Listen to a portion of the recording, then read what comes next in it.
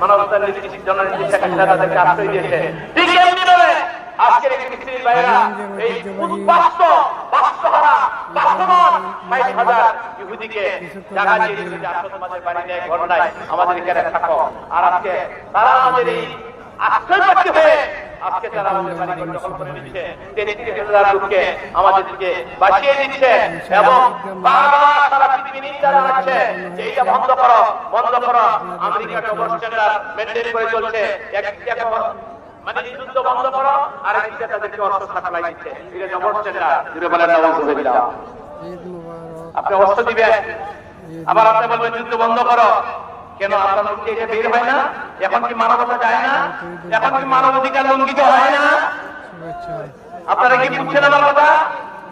মানবাধিকার লঙ্ঘিত হয় না?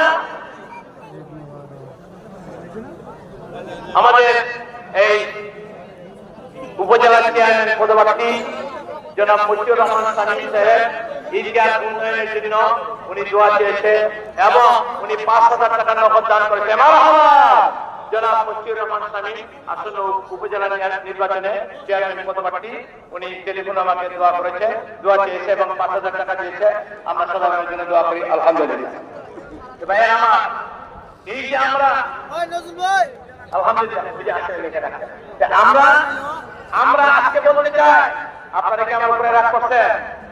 রাগ করছেন যে আমি কেন রোজার ওয়াজ করি না? 22 বছর করে কি